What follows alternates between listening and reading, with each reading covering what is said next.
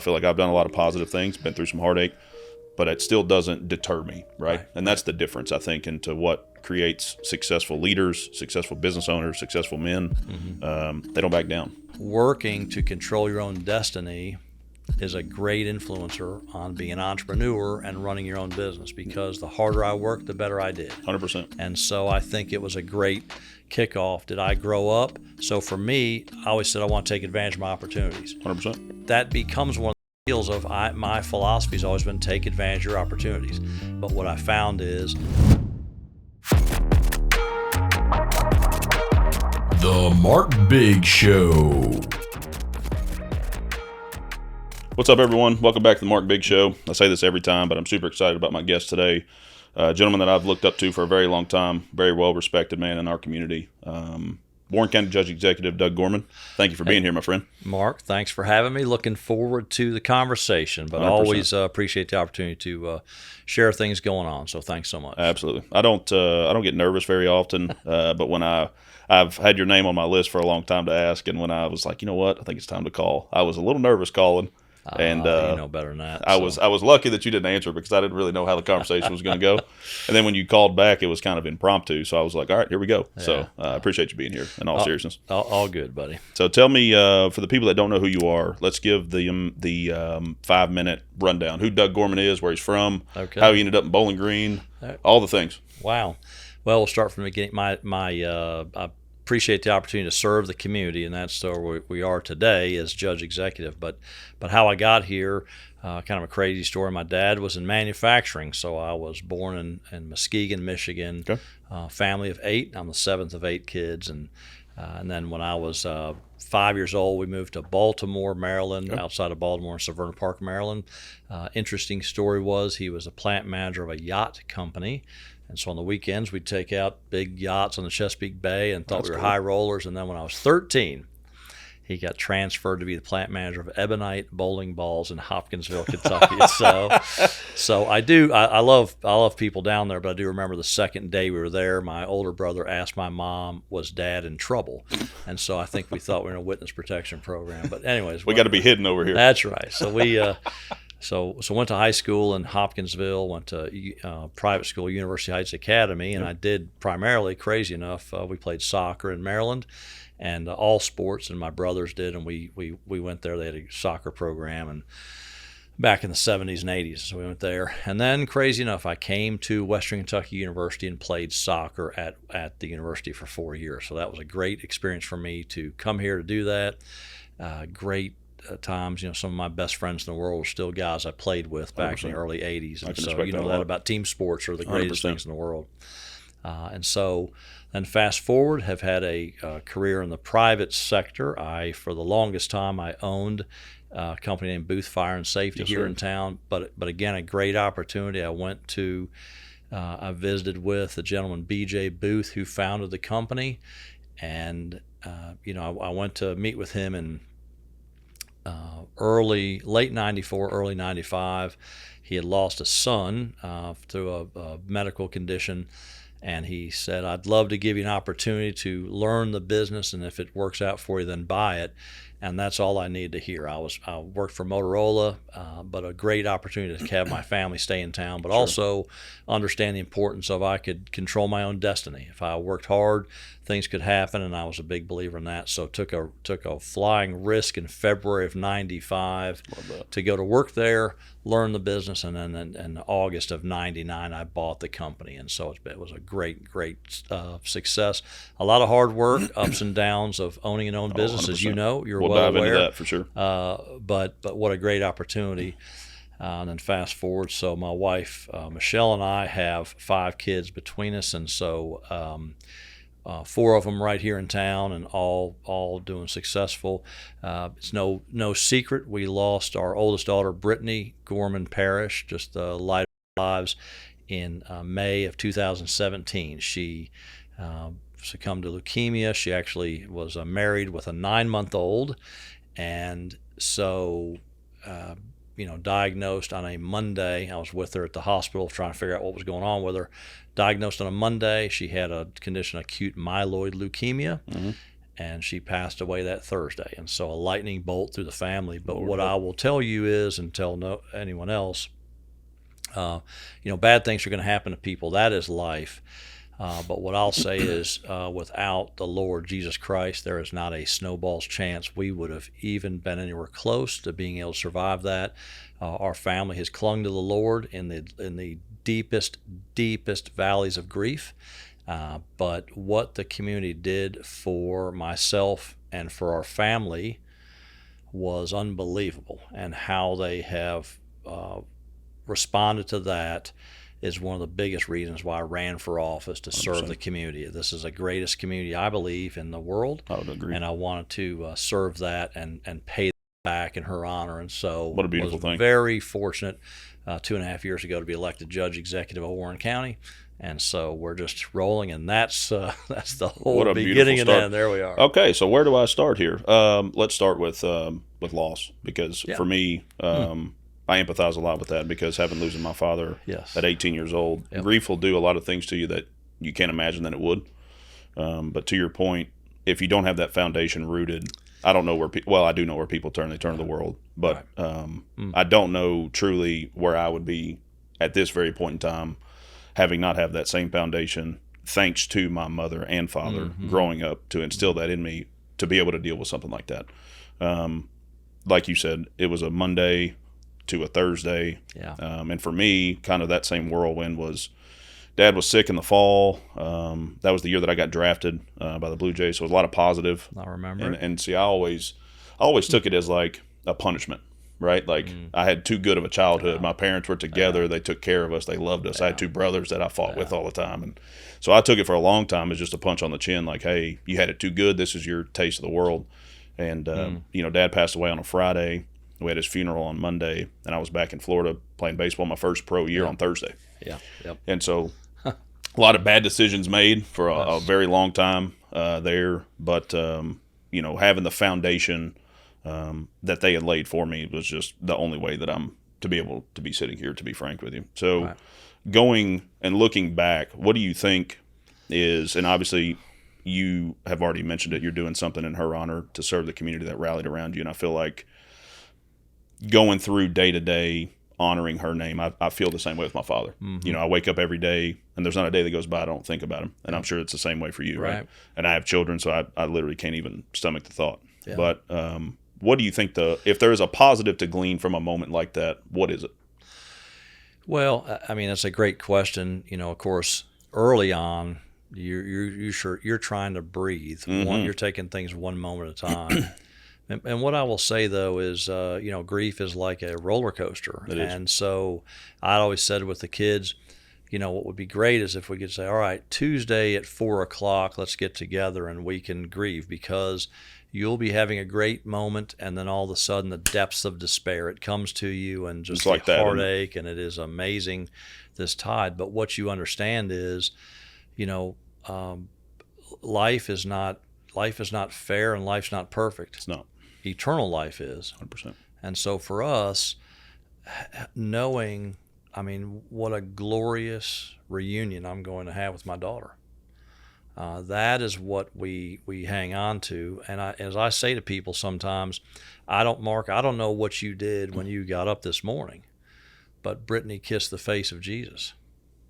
Right, and when you begin to think through those terms, it doesn't matter how much pain we have. Given the choice, she would never come back here. 100%. But what we have that some people don't have, I think the loss of a child is probably one of the top things. However, we had the greatest gift in the world. Brittany had a 9-month-old with Terrace Parrish, Emery Rose Parrish, my granddaughter, and we have a piece of her. A lot of people that have lost don't, and I just am heartbroken for them. But what we want to do is honor her. As you know, sometimes the sweetest name you'll ever hear is the name of your father. The name, when you hear your father's name, when you hear Brittany's name, and those are things that are important. But we've learned a lot about ourselves. I do think people should surround themselves with people that have been through pain. 100%. Lord tells you, pain brings perseverance. It does. It absolutely does. Let me echo something really quick Yeah. because it just came to me. There's been so many people that have been placed in my life over the last probably 5 to 7 years, I would say, that have either experienced the loss of a father or the loss of a parent specifically. And I don't think that's by accident. There's been so many times that I've been able to have conversations with people that if you haven't lost a parent specifically, you may not understand. If you've had the loss of a sibling or a child, obviously you understand the depth of the grief. Right. But having the loss of a parent is a different conversation, just like I may not be able to empathize with you the same. You know what I mean? Right. But it's crazy how those people have been just orchestrated to be intertwined in my life. Yeah. You know? Well, I think what you find out is I tell people all the time, if everything is going great for you, I mean, that's fantastic. But all that means is you have calm waters before a storm. 100%. Because life is about you're either in a storm in the midst of so much despair, or you're just coming out of one. Or you're about to walk into one. Or you're heading to one. That's exactly right. Now, it doesn't mean that's a daily thing, but I do think you want to, people that have significant loss, like you're talking about, they have something in common, but they've had that pain and heartache. 100%. But what I try to do is one thing for me that's changed, I have no problem telling you, while I've loved the Lord my whole life, I've been more vocal with it after Brittany passed away because I grieve for people that don't know the Lord. That was going to be my next question, is how do you respond to the grief? Yeah, and so that's my thing is I think it gives you an opportunity to talk to people about Christ and about your eternal salvation, but having that that joy and also the comfort of our Heavenly Father holding us in His arms. Because again, I can remember 2 and 3 and 4 days afterwards, my eyes hurting so bad. And I talked to a doctor like I thought I was going blind. And he says, your eyes are swollen from crying. 100%. I have no intense pain, but had to give me drops because my eyeballs were so swollen because your eyeballs, while they do cry to cleanse themselves, are not designed to do it 24/7, and that was just almost debilitating. But as the days go on, and I do say that people that sooner rather than later, when your loved one's name comes to your lips, you'll have a smile before you have a tear. 100%. But that takes walking that journey. And it does. So it takes time. So it does take time. It doesn't. There's always going to be a hole in our heart because again, we have. You have times where you think, Emery's first thing doing something, and I can't believe, to be honest with you, Brittany's not here to see it, but we want to honor her from that standpoint. But other people have gone through it too. For us, what it did as a family, it got us a lot closer together. We are, we circled the wagons from 100%. that standpoint. But again, I go back to what the community did for me, what they've continued to do for my family, and how they've loved on us. I'm obligated to serve. I've always wanted to serve. My father was one that always said, if you want to live in a great community, you have to do something about it. And so I think I've got a track record of that. But 100%. from this standpoint, I'm just a regular citizen, but I want to help all the other citizens in this community have a better life, and that's why I'm serving. That's one of the things I respect so much because, like you said, there's certain moments, like my dad was a big hamburger guy. So, like, every time I see a burger, I'm sitting down with my brothers to eat a burger. That's the first thing I think of. But like you said, it's a smile now, and it's not necessarily a tear. There's certain times where it is. But it has also rallied our family together, too. Good. And I want to take this moment on my little platform to say thank you to the community that we have as well, because they did the same thing. They surrounded us. They surrounded my mother. Yes. And everything. So it's just it's an honor to live here, and I completely echo what you're saying. So, and like I said, that's one of the things I respect so much about you. You've been through a lot. You've done a lot of positive things, but you've also been through heartache. Just like I feel like I've done a lot of positive things, been through some heartache, but it still doesn't deter me, right? And that's the difference, I think, into what creates successful leaders, successful business owners, successful men. They don't back down. That's right. So has that been something, having so many siblings, that's always been ingrained in you? Because I had 2 brothers. I mean, we fought all the time. Well, I've got 5 brothers, and so you can imagine we have 6 boys and 2 girls. The pandemonium that was in our family growing up. but a lot of times it felt like survival of the fittest. 100%. And I was 7th of 8, and so you had to scrap for everything. Did the big brothers think that you were spoiled because you were close to the end? You can't believe my brothers thought I had the easiest childhood in the world, and if I share with you how I grew up too, people would think my parents probably need to do some jail time. And so, but to them it was easier. And so, Yep. but a lot of manual labor. I was Yep. just kidding with a friend of mine who has a bunch of brothers too. We had on the weekends, which a lot of times, as you know, you did growing up, but kids today don't probably understand how to just play pickup ball. Oh yeah, all the time. And we'd One go of my favorite play. things to do. Well, that's it. But we'd go. My friends would have a baseball game 9 in the morning. We just play pickup baseball, and my Love it. dad says, "Man, that sounds great. You ought to go. Here's the 3 chores you need to get done beforehand." Well, we were getting up at 6 in the morning because it was 3 hours worth of. It wasn't like just picking up your laundry. Here, pick up these 3 pieces of clothing. It was 3 hours worth of work, Yep. cutting grass, doing whatever, and it was the only way we were going to be allowed to play. But then I looked back on it, and my brothers and sisters have all done insanely different things and different career paths. Certainly. But they've all been what you would consider relatively successful because they have a work ethic. And I think that's one thing that I push in this job. I think a job does so much for humanity, but it does so much for your pride and the ability to do that. So we want to try to train as many people as possible to take care of their families. I think self-sufficiency. 100%. So what your dad was. There was no shortcuts. Nope. And my parents and you take a look at your brothers, you can see there was no shortcuts. It was like, this is life. And 100%. So, And that's all that we knew. Like we didn't ever go without, but we were never like super well off, right? Because we saw the sacrifice that they made day in and day out. Yeah. If we had 4 ball games on that Saturday between the 3 of us, mom or dad both would get up at 2 a.m., go to work, get their hours in so they could come. That's it. Go back if they had to, and it was just one of those things that was always instilled. You work hard for what you have, and you appreciate it because you worked hard for it. Yeah. You know what I mean? And it matters more because you did work hard for it. Yeah. And I think that's carried all of us into adulthood and trying to ingrain that in our children at this point. I don't know. I'm sure it was hard for them too, but I feel like it's a little bit harder with this type of world society that we live in to ingrain that in our kids. But for me, it's like, if you do these things, if you work hard, you don't even have to do anything spectacular. Mm-hmm. You work hard, you treat people right, you show up, you do what you say you're going to do, you're going to be okay. It's I always it probably sounds bad, but with my kids, I always said, you don't have to be the best at everything. You got to be better than the people around you, and sometimes that's a pretty low bar. I hate to say it, but just hard work. What this country needs is positivity. Mm-hmm. They need hard work, and they need someone that has a smile on their face while they're doing it. And so, but it becomes hard for kids. You think about everything from social media to everything else that goes on in the world. It's hard. But I can promise you every problem in the world's been solved by people getting together, rolling their sleeves up and making something happen. And I think, and we're fortunate, again, this community I think is one of the greatest communities in the world because we have a lot of different people that want to do that. One thing I'm proud of, and I say this, you'll hear me say it an awful lot, in Bowling Green and Warren County, your last name has no relation to your success in town. I would agree. That cannot be said. A lot of small communities. This is a town that values hard work and innovation, and I love that. So. Yeah, it does.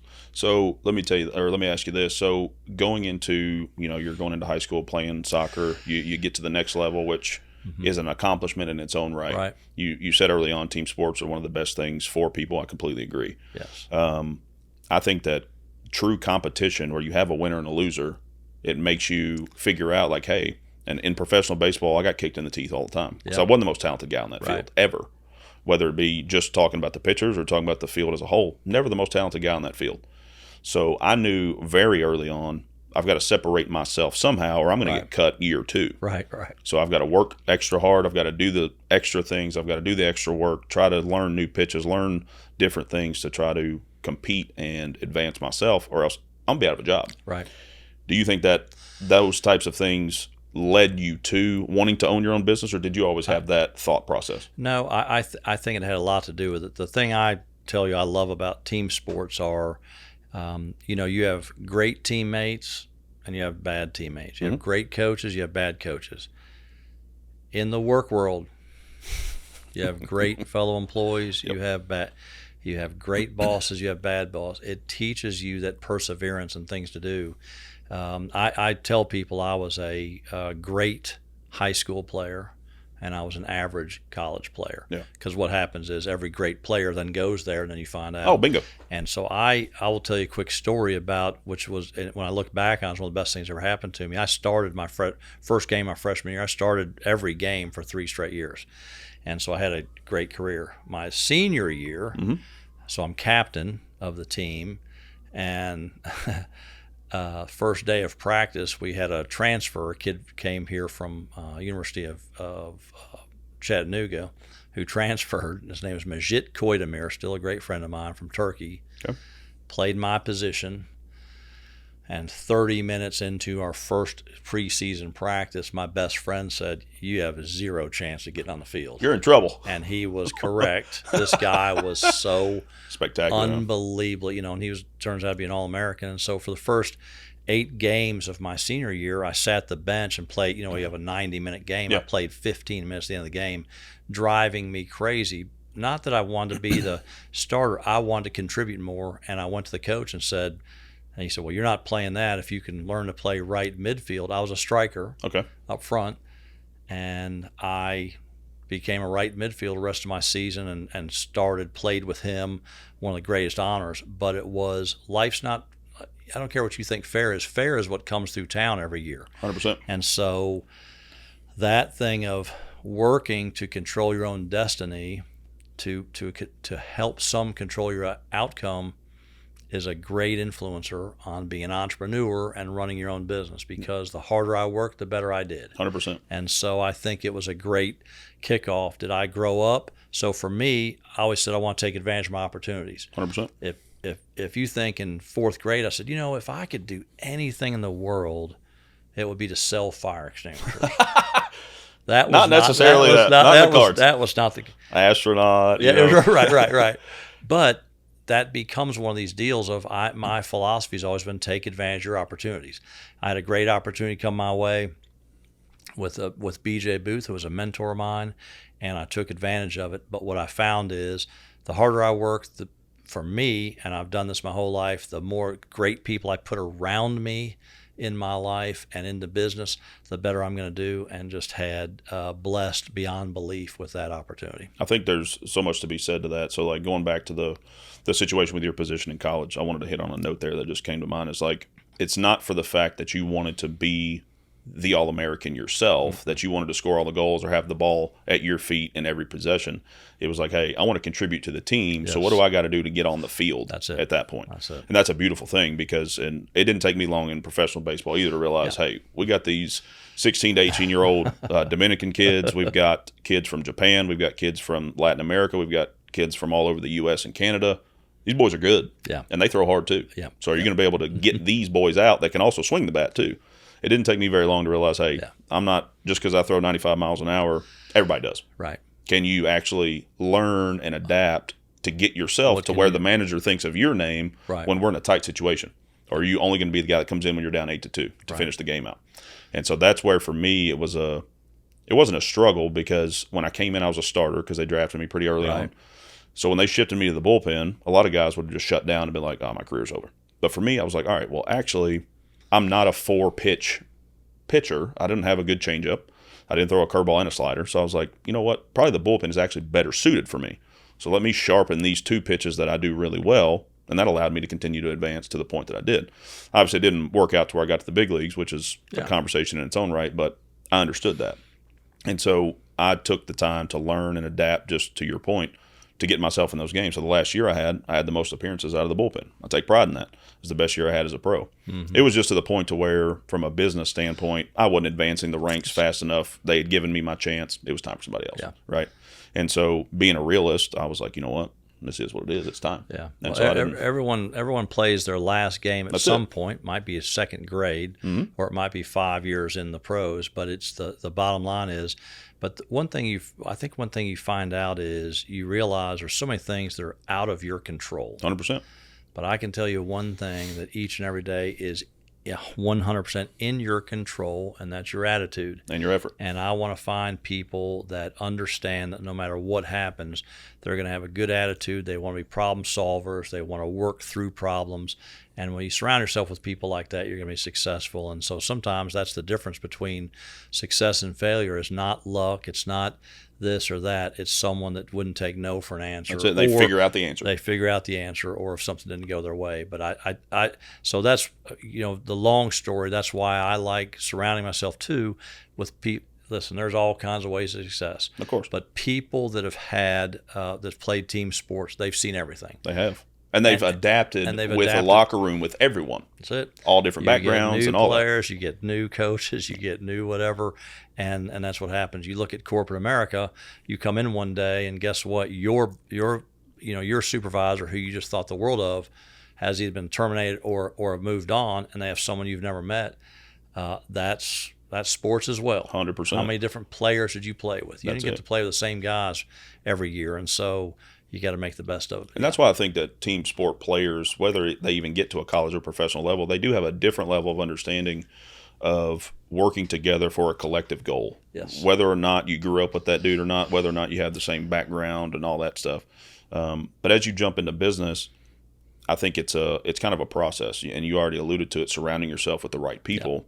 Yeah. I think early on you realize the harder that you work, the more that you lean into your craft and lean into the people that you're around, the more success you're going to have, whether it be financial or not. You're going to have that success. But then it gets to a point where you've got to learn how to surround yourself with the right people so that everybody can continue to advance. Yeah. And you mentioned Mr. Booth, which I think is really cool because it's kind of a parallel to my story. Yeah. I had Ron Stoodle as a mentor and still do to this day. Yep. But the story sounds kind of similar. I didn't end up taking over his business, but I went on my own and did something just the same. What did you learn under Mr. Booth while you were working there before you took it on yourself? Well, so here's the long story short. When I cold called on what it was called at the time, Booth Fire Control Company, back in the late 80s. I worked for Motorola, and I was selling two-way radio systems. And I just one day was in town working, and I knocked on the door. And at the time, Booth Fire Control Company, I didn't know if that was spray. I didn't know anything. I didn't know if it was spray booth. I didn't know what booth, So that was his name said, or not. is the manager in? And all of a sudden, this older gentleman, white-haired, came out, and it was so kind to me. What I remember is, here's someone cold calling, but he took the time to be intentional and say, tell me a little about yourself. And he asked me early on if I'd ever been in a civic organization. And I said, no, I'm 26 years old. What's that? I'm like, hey, I'm trying to pay the rent. But he said, well, I'd like to invite you I'm a member of the Kiwanis Club. And so I went to Kiwanis, and I'm still a member of a great organization. He got me in the club, and it's an organization that spends all of their money on children's charities in town. And I what could be better? So I got to know him through that. And Gotcha. his older son, Mark, was in the club as well. He passed away in 1993. And then again, because of him, pouring into me, not ever thinking I'd come work there. Again, I was in the communications business. Sure. And so, but he thought of me, and then took me to, as I tell people, late December, I went to Arby's on the bypass, probably got a, big cheese and a large fry or something. And he said, I want to run something by you. And so it was a great opportunity. But here's a gentleman that easily could have just said, take a message, leave a card. 100%. I'm too busy. Took the time. But took the time. When I think back about it, he was probably 65, 67. I'm 26. It's so And similar. he came out of his office to say, and so I try to remember that as well. I've got a lot of young people I'm around. I want to be intentional with them. I want to encourage them, because that's who's going to run our communities, our businesses, our nonprofits, all of those things. And I think that's what sometimes you have to slow down. But so those are the things I learned. Now in the business, again, I knew zero about the industry, the business itself. But what he understood was my ability to talk with people and communicate in sales and things like this. And so he taught me the entire business. The only mistake I made was I worked for him for 4 years. I increased revenue considerably and then paid more for the Yeah, it business. cost that I you money bought. on the backside. So I used to tell him about it all the time, but he really was great to me and a great mentor. And I can echo the same thing. You Yeah. know, I had a call one day because I would always work part-time jobs in the off season. And so I'd be home from roughly September, October through February. Mm-hmm. And so he called me one off season, and it ended up being right after my last full season. Yeah. Which, to your point of taking advantage of opportunities, here it was. Right. He was like, "Hey, I'm opening a new office. You want to learn the business? I need some help." Oh, sure, why not? So just kind of went under his wing. He taught me all kinds of things. Took the time, like to your point, to teach me the ins and outs, stuff he didn't have to do. And that following spring, right as tax season was getting kicked off, I went to spring training. Yep. That's when I got cut. So I'll never forget. I walked back in the doors. I got cut on like March 31st. Stayed in Florida to see if my agent could find me a spot for a couple days. Yeah. Come back probably April 3rd or so. Walk in his door. He goes, "What the hell are you doing here?" Yeah. And I was like, "I'm back, baby. Yeah. Let's go to work for full time." That's it." Right. And he just took me under his wing and was so good to me. And I can't echo that enough. But there's so many things that you learn dealing with people, learning the ins and outs of the business itself that carry you on, that you never forget those things. That's right. So I want to take that time to thank him as well. Yeah.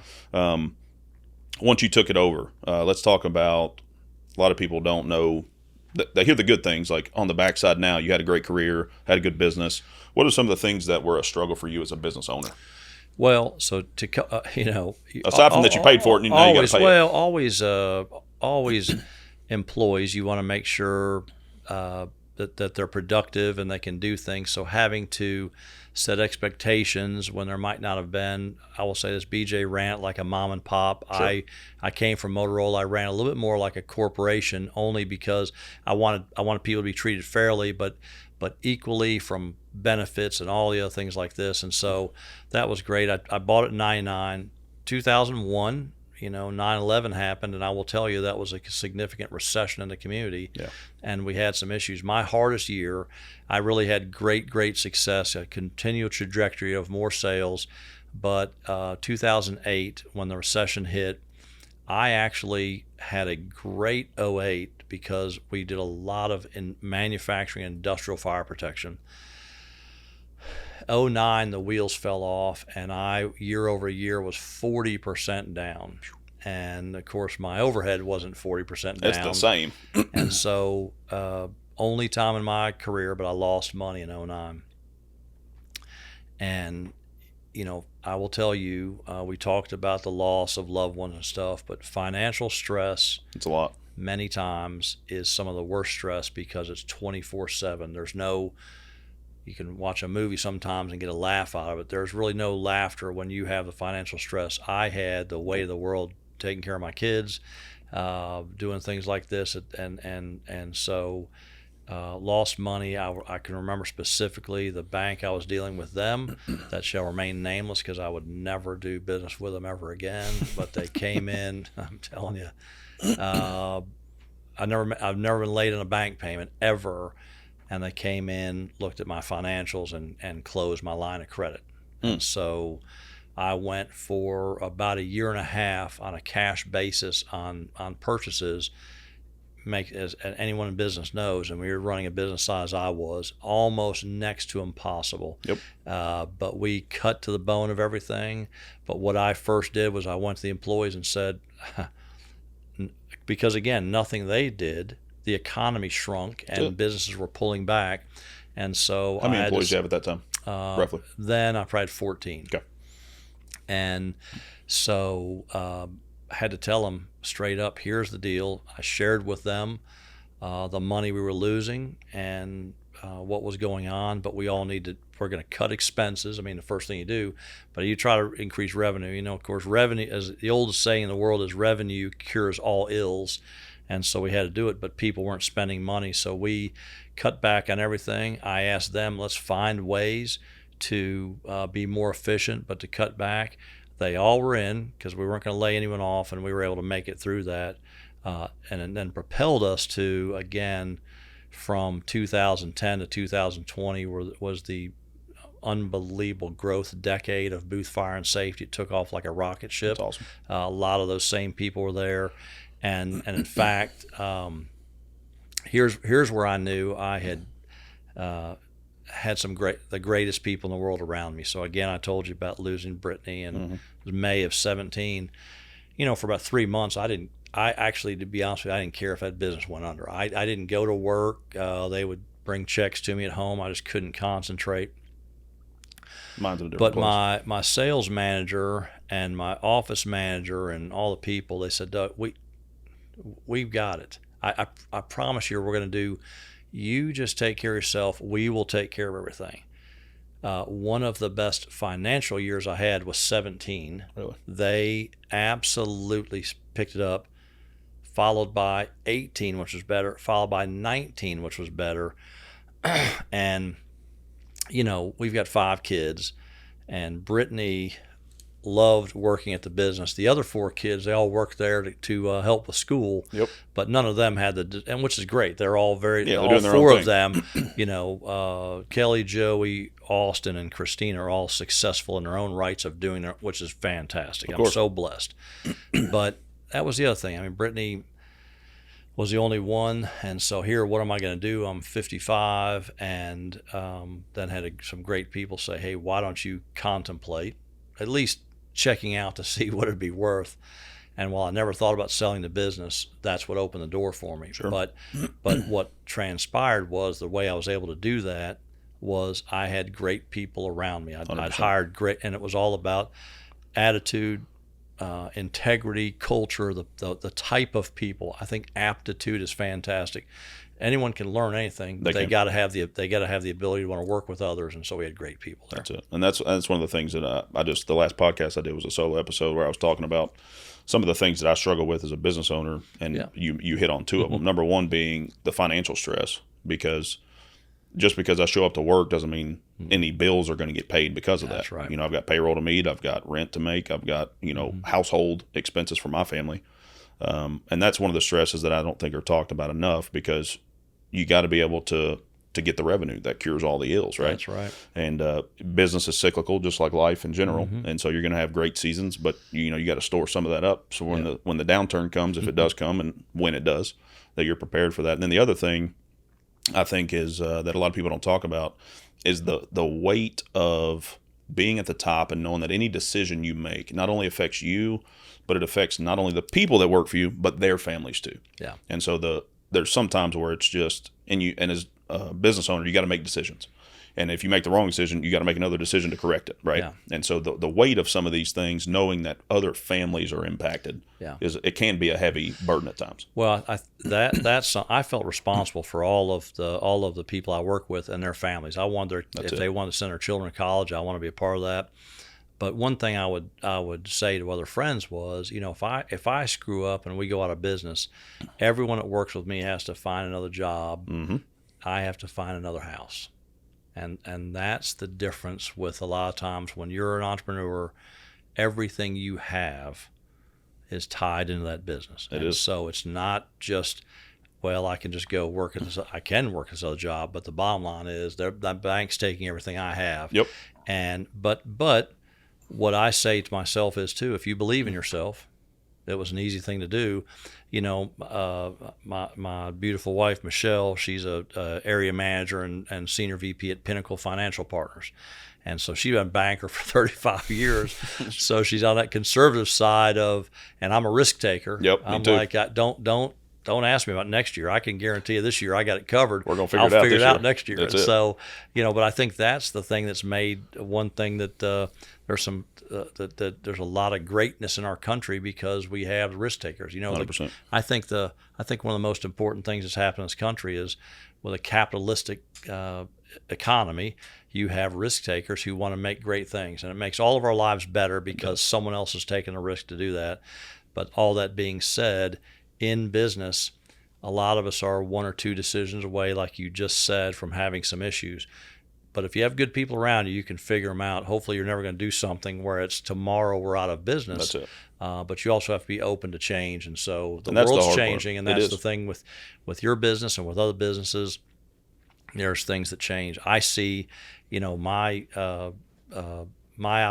observation sometimes in this role in government is I want to make as less burdensome as possible for people to live the American dream. 100%. I want that. We have to provide services to the community, and whether that's police, fire, quality of life through parks and recreation, Yep. stormwater management, public, you name it, road department. But I want to find ways for as many people as possible to enjoy the American dream. So what, going through the entrepreneurial journey, exiting a business, now you're, as a public servant in your position now, Yeah. what's at the forefront of your brain for the next 5 to 10 years for Doug Gorman and his family? Well, for my family, I just first we're hopefully going to have more grandbabies, There you and go. so I think that's an important thing. I don't know how. I've always said this is not who I am. Right. Who I am is a follower of Christ. What I do is a judge executive, but I think that really directs a lot of my decisions, because this wanting to have, people have as great a life as possible. I think I can affect some of those things. I can't solve all the problems, No. and government shouldn't solve most problems for people. They got to again roll their sleeves up. But here's the challenges I have right now. We're the fastest growing city and county in Kentucky. And Yep. so probably heard a little bit about this project. I started BG 2050, and it's a long-term 25-year planning project for the community. And that stemmed from, when I got in office in 23, we had 138,000 people in the county. Okay. We're up to 147,000 now, but we're going to be at 233,000 people by 2050. So adding It's almost doubling the community. adding the equivalent of another city of Bowling Green to Warren County in 25 years is unheard of. But a lot of that's because of our investment in economic development, our quality schools, our Bowling Green Independent School System, Warren County Public Schools. We have two of the best school systems in the state, and they're right next to each other. Our Western Kentucky University, Sky CTC, our healthcare. I could go on and on. I'm a big cheerleader for a lot of things. We have so many great things. But Mark, what I will tell you that has made a big difference is a thing that I like to call oneness. Okay. And oneness is a community that doesn't worry about who gets the credit, but comes together to do what's in the best interest. Now, what I found is when we start thinking about the future, if you think about the future of Bowling Green and Warren County, you're not going to say we need to have, more of this or that. That's not your family's here. So you're going to dream about things that would be beneficial to them. And that, you can call it selfishness, but that selfishness is a great thing, because 100%. you're going to do what it takes to protect your family and have a better life for your family. So the things you want to see will help the community, and other members think the same thing. You got kids, you got grandkids, you have people you love, you want them to succeed, then you'll want to get. And so we found a lot of people want to get involved in this. So we have this growth. It's coming. It is, There's whether we want it or not. There's no turning it off. Nope. So it can either happen to us or happen for us. And I tell all the time, I want it to happen for us. I want to capitalize on that for the time I'm here, and do what I can, and so that this community continue to be like what I think is the greatest community in this country. I completely agree, and I absolutely love it. So the last thing we'll send to a parting gift to the people is, we've heard your wisdom on athletics, on grief and loss. We've talked about the growth of our community. We've talked about entrepreneurship, small business ownership, all those things. If you had one thing that's pressing on your mind or on your heart that we haven't talked about, just as a word of encouragement to the people that are listening, whether they're young, old, what would that be? Well, that's a heck of a question. I think what I want is I want people to probably know that change is happening, and it's okay. Now, not to change. I don't want to change the culture or the uniqueness of our community, but again, with this growth, more roads, more fire protection, more you name it. And so change, though, it's coming. So how about we get in front of it and try to do the best we can? But what that also means is, I think there's going to be a change in the economy of how people feed their families. And by meaning that is, there's going to be so many opportunities for new careers. And what I want people to do is take advantage of the training that's out there to find a way. And rather than say, I want to be an astronaut, I love that. Yeah. But that's the only thing I want to do is, Be open to what are the opportunities there, because at the end of the day, for the most people, listen, the reason we have a job, we want to be fulfilled, but we also have rent to pay or a mortgage to pay or food to buy. Yep. And so find something that you can be good at, that you can be productive at, and get that. But what I'll say is there's a lot of change coming. Be open to that change so you can be a positive impact in this community. I love it. Well, hope you guys understand the positive message that's coming from Doug, and is the overwhelming theme that I've heard throughout this is take advantage of the opportunities that are given to you. Yes. So I hope this conversation has served you guys well. I want to thank Doug, and I would encourage you guys to support local businesses, get active in the community, and then last but not least, I want to say thank you again for listening. Please like this wherever you listen to it, whether it be Spotify, Apple Music, YouTube, whatever it is. Share it. And hopefully we can impact some other people. So, Doug, thank you for being here today. Thanks, Mark. Really appreciate it. We'll see you guys next time. All right.